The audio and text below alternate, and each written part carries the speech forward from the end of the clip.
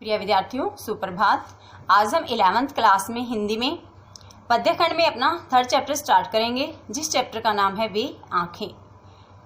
वे आंखें चैप्टर के जो पोइट है, जो कवि है, वो है सुमित्रा नंदन पंत जी। इससे पहले जो पथिक चैप्टर है वो हमारा हटा दिया गया है, इसलिए हमें 3rd चैप्टर के रूप में ही रीड करना है। इस चैप्टर में सुमित्रा नंदन पंत ने किसान वर्ग की दुर्व्यवस्था का वर्णन किया है कि आज जो किसान लोग होते हैं, अगर किसी महाजन से ऋण ले लेते हैं तो मृत्यु पर्यंत वह ऋण उनका कभी उतर नहीं पाता, क्योंकि जो महाजन होते हैं वे इतना ब्याज लगाते हैं कि जो किसान पूरी फसल भी दे देता है तो भी वह ऋण कभी नहीं उतर पाता। इसके साथ साथ उसका घर नीलाम हो जाता है, जो उसके पास पशु होते हैं वो सारे बिक जाते हैं, लेकिन इसके बाद भी जो महाजन होते हैं उनके ऋण कभी कम नहीं होते। तो आज हम पढ़ेंगे कि एक किसान अपने जीवन में किन किन समस्याओं का सामना करता है। इसमें जो सुमित्रा नंदन पंत जी हुए हैं, उन्होंने एक किसान का उदाहरण लेकर इसको पूरी तरह से स्पष्ट किया है कि उस किसान का क्या क्या बिक गया, लेकिन फिर भी उसका जो जीवन है वह अंतहीन ऐसे ही चला गया। उसके जीवन में जो दुख थे वो उनका कभी भी अंत नहीं हुआ। आज हम 11th क्लास में वे आंखें नामक कविता पढ़ेंगे। इसके जो कवि हैं सुमित्रा नंदन पंत जी हैं, और वे कहते हैं, अंधकार की गुहा सरीखी।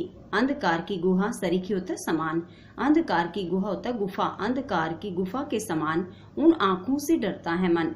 जब मैं उन आंखों को देखता हूँ, उन आंखों को देखकर मेरा मन डर जाता है। भरा दूर तक उनमें दारुण, और भरा दूर तक उनमें यानी कि उन आंखों में। कवि हैं वे कहते हैं कि उन आंखों में दूर तक दारुण यानी कि कठोरता का भाव भरा हुआ है।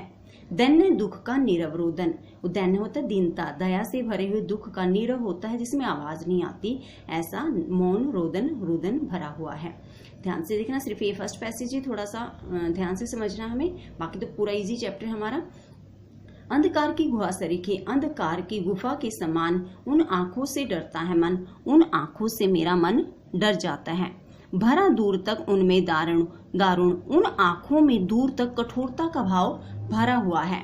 दैन्य दुख का नीरव रोदन, और उन आंखों में दीनता से भरे हुए दुख का नीरव होता है मौन रोदन भरा हुआ है। अर्थात जो वे आंखें हैं वे बहुत ही गहराई तक जा चुकी हैं, और कवि कहता है कि उनको देखकर मेरा मन डर जाता है।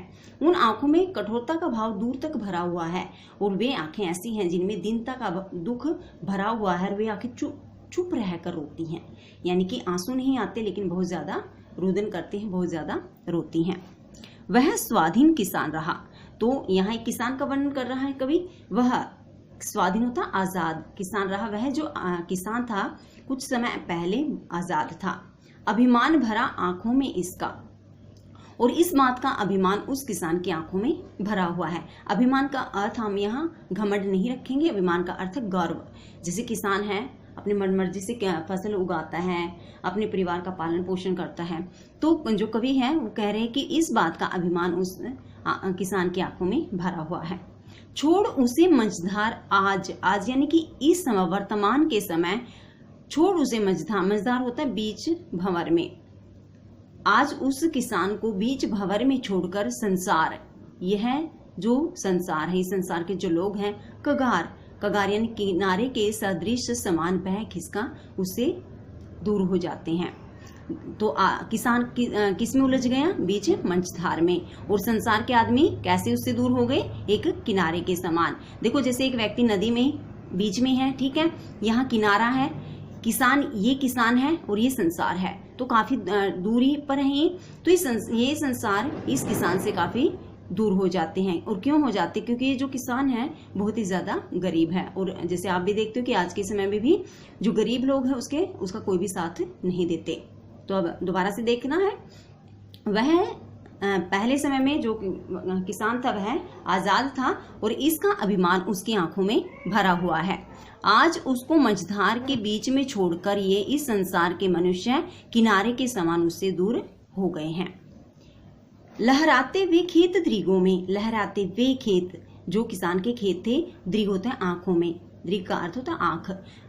तो कवि कहते हैं कि वे खेत उस किसान की आंखों में लहराते हैं। हुआ बेदखल वह अब जिनसे, जिन खेतों से अब वह बेदखल हो चुका है, यानी अब वे उसके खेत नहीं रह गए हैं। हंसती थी उसके जीवन की हरियाली जिसकी त्रिन तिन से, त्रिन त्रिन होता तिनका तिनका, हंसती थी उसके जीवन की और उसका जीवन हंसता था, यानी उसके जीवन में जो खुशियां थी वह किसके कारण थी? त्रिन त्रिन से। और जिस खेत के तिनके से, जिस खेत की हरियाली से उसके जीवन में सारी खुशियां थी, अब वह किसान उन खेतों से बेदखल हो चुका है। वे खेत जो उसकी आंखों में कुछ एक समय पहले लहराते थे, वे खेत जो किसान की आंखों में लहराते थे, आज वह उनसे बेदखल हो चुका है। और उस किसान के जीवन में जो खुशियां थी वह उस खेती के तिनके से और उसकी हरियाली के कारण ही थी। अर्थात जैसे जो किसान होता है वह अपनी आंखों से जब खेत की हरियाली को, अपनी फसलों को देखता है तो उसको बहुत ज्यादा खुशी मिलती है, और आज वह किसान उस खेती से बेदखल हो चुका है। आंखों ही में घुमा करता वह उसकी आंखों का तारा, उसकी आंखों का तारा, जैसे आंखों का तारा मुहावरा है, आंखों का तारा यानी कि बहुत प्यारा। तो आंखों ही में घुमा करता यानी उसकी आंखों के सामने ही रहता था, वह उसकी आंखों का तारा जो उसको बहुत ज्यादा प्यारा था, यानी कि उसका इकलौता जो बेटा था वह किसान को बहुत ज्यादा प्यारा था। कारकुन की लाठी से जो गया जवानी ही में मारा। कारकुन होता है, कारकुन का अर्थ है महाजन के कारिंदे, जैसे जो महाजन होते हैं जो ऋण वगैरह देते हैं तो इसके साथ 4-5 गुंडे भी रखते हैं, तो ये वही अर्थ है कारकुन। कारकुनों की लाठी से जो कारकुनों की लाठी से जवानी में ही मारा गया। और क्यों मारा गया? क्योंकि जो किसान था उसने महाजन से ऋण ले रखा था, और जो महाजन था वह किसान की खेती को हड़पना चाहता था, लेकिन जो जवान उसका बेटा था वह उनको रोक रहा था। तो इसी कारण जो महाजन के कारिंदे थे उन्होंने लाठियों से उसको मार दिया था। बिका दिया घर द्वार महाजन ने न ब्याज की कौड़ी छोड़ी। जो किसान था उसका घर द्वार यानी सब कुछ बिक गया, लेकिन जो महाजन था उसने ब्याज की एक कौड़ी भी नहीं छोड़ी। रह आंखों में चुभती वह कुर्क हुई बर्दों की जोड़ी। और रह आंखों में चुभती मतलब उसकी आंखों में बार बार चुभ रही है। क्या चुभ रही है? वह कुर्क का अर्थ होता है नीलाम होना, बिक जाना। बर्दों होती यानी बैलों की जोड़ी, यानी जो किसान था उसके पास बैलों की बहुत सुंदर जोड़ी थी, लेकिन आज वह भी नीलाम हो गई है। और यह बात उस किसान की आंखों में रह कर चुभती है, बड़ा ही दुख पहुंचाती है। यानी जो किसान के पास घर द्वार था वह भी बिक गया, लेकिन महाजन ने ब्याज की एक कौड़ी तक भी नहीं छोड़ी। और उसके पास जो एक सुंदर बैलों की जोड़ी थी आज वह भी नीलाम हो गई है, और यह किसान की आंखों में रह कर चुभती है। उजरी उसके सिवा किसे अब पास दुहाने आने देती? क्वेश्चन मार्क है। उजरी का अर्थ है उजले रंग की यानी कि जो गायें थी उसके पास, उसके सिवा, उस किसान के सिवा किसे कब, किसको और कब पास दुहाने आने देती? अपने पास दुहाने होता दूध निकालने के लिए आने देती होगी। तो किसान के पास जो उजली गायें थी वह सिर्फ किसान से ही दूध निकलवाती थी। तो किसान इस बात को याद करता है कि क्या वह उजली गाय मेरे सिवा अब किसी को अपने पास दूध दुहाने आने देती होगी? आंखों में नाचा करती उजड़ गई जो सुख की खेती। बड़े यानी कि दुख की बात है ये। आंखों में नाचा करती, आंखों के सामने रहती थी, उजड़ गई जो सुख की खेती। जो सुख की खेती आज उजड़ गई है। कौन सी सुख की खेती? देखो उसका घर द्वार बिक गया, बैलों की जोड़ी चली गई, उसके पास जो उजरी गाय थी वह भी अब चली गई है। और इसे पहले वाले पेज पर हमने पढ़ा था, उसका जो इकलौता बेटा था वह भी मर गया, उसके पास जो खेत थे वो भी उससे अब छीन लिए गए। आगे है बिना दवा दर्पण के घरनी, बिना दवा दर्पण यानी दवा दारू के या बिना इलाज के घरनी यानी कि पत्नी, किसान की पत्नी सवरग चली, वह भी मृत्यु को प्राप्त हो गई। आंखें आती भर, और यह याद करता है तो किसान की आंखें भर आती है। किसान के दुखों का ही वर्णन कर रहे हैं सुमित्रा नंदन पंत जी कि बिना दवा दर्पण के, बिना दवा दारू के घरनी जो पत्नी है सवरग चली, वह भी मृत्यु को प्राप्त हो गई। आंखें आती भर, और जब किसान ये बातें याद करता है तो उसकी आंखें भर आती हैं। देख रेख के बिना दूध मुही बिटिया 2 दिन बाद गई मर। और देखो पत्नी की मृत्यु होगी तो उसकी जो बहुत छोटी बेटी भी थी, तो बिना देख रेख के उसकी जो दूध मुही बेटी थी वह भी 2 दिन बाद मर जाती है। यानी उसकी पत्नी की भी मृत्यु हो गई और उसकी जो दूधमुही यानी बिल्कुल छोटी सी बेटी थी वह भी 2 दिन बाद मर जाती है। आगे देखते हैं। घर में विधवा रही पतोहू। देखो पतोहू होता है पुत्र वधू, बेटे की बहू। तो उसके घर में जैसे उसका इकलौता बेटा था वह मर चुका था, अब उसके घर में कौन रही? घर में विधवा रही पतोहू, एकमात्र जो विधवा बहू थी वह रह गई। लक्ष्मी थी, बड़ी सौभाग्यशाली थी वो, यद्यपि पति घातीन, फिर भी पति को मारने वाली मानी जाती थी। यानी समाज के जो लोग थे वो ये मानते थे कि यह तो पति को मारने वाली है। मतलब जैसे हमारे समाज की सोच होती है, अगर किसी जवान लड़के की मृत्यु हो जाती तो ज्यादा दोष उसकी पत्नी पर डाला जाता है कि इसके ही भाग्य ऐसे हैं, इसकी वजह से हमारा इस तरह की बातें होती हैं।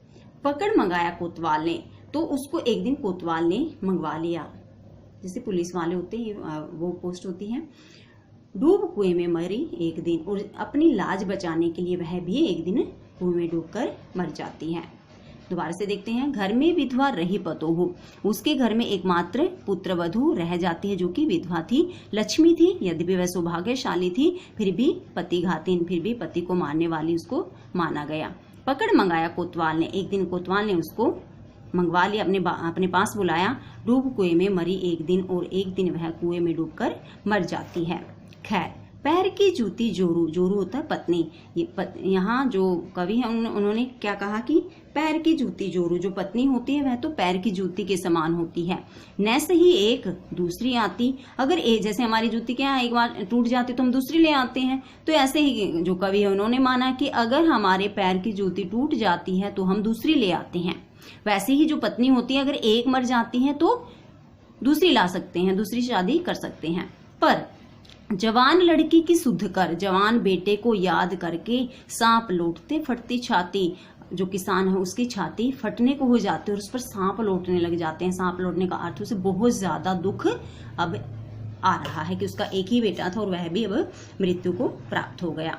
पिछले सुख की स्मृति आंखों में क्षण भर एक चमक लाती। पिछला सुख क्या था किसान के पास? उसके खेत थे, गायें थी, बैल थे, हरा भरा परिवार था, हरे भरे खेत थे। तो पिछले सुख की स्मृति होता याद, आंखों में एक पल के लिए किसान की चमक ला देती है। अर्थात जब किसान अपने पिछले सुखों को याद करता है तो उसकी आंखों में एक क्षण के लिए सुख आ जाते हैं, तो उसकी आंखों में एक क्षण के लिए चमक आ जाती है। तुरंत यानी कि तुरंत यानी उसी समय। शून्य में गढ़ वह चितवन, वह उसका जो मन है, चितवन यानी उसका जो हृदय है, शून्य में गढ़ वह शून्य में गढ़ जाता है, तीखी नोक सदृश बन जाती, और इसकी जो यादें हैं वह तीखी नोक के समान किसान को चुभने लग जाती है। देखो पहले तो उसने पिछले सुख की स्मृति जब उसकी आंखों में आई तो उसकी आंखों में चमक आ जाती है, लेकिन तुरंत शीघ्रता से ही, यानी उसको अब ये शीघ्रता से याद आ जाती है कि अब तो मेरे पास कुछ भी नहीं है, सब कुछ खत्म हो चुका है। उसका जो हृदय वह शून्य में गड़ जाता है और वे यादें उसके मन में तीखी नोक के समान चुभने लग जाती हैं। प्यारे बच्चों, आज हमने पढ़ा कि जो किसान है उसकी आंखों में बहुत गहराई तक दुखी दुख भरे हुए हैं। जब उसने महाजन से ऋण लिया तो उसका बदला वह अपना पूरा परिवार देकर भी नहीं चुका पाता है। जो महाजन है उसके कारीगर, उसके जो कारिंदे हैं वह किसान के इकलौते बेटे को मार देते हैं, और वह बेटा जो उस किसान का बहुत प्रिय था। इसके बाद जो महाजन है वह उसका ऋण बढ़ता चला जाता है, जिसके कारण जो किसान है वह अपनी पत्नी जो बीमार हो चुकी थी उसका भी इलाज नहीं करवा पाता और वह भी गुजर जाती है। उसके पास जो उसकी प्यारी बैलों की जोड़ी थी वह भी नीलाम हो जाती है, लेकिन बावजूद इसके जो महाजन है उसका ऋण नहीं उतरता। उसके पास एक उजरी गाय होती है, वह देने के बाद भी जो महाजन है अपने ऋण को पूरी तरह से खत्म नहीं करता।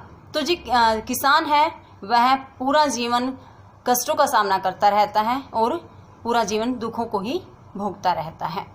तो हमें आज जितने भी हमारे पैसेज हुए हैं इनको बहुत अच्छे से रीड करना है और इसके सरलार्थ बहुत अच्छे से आपको समझने हैं। धन्यवाद। आपका दिन शुभ हो।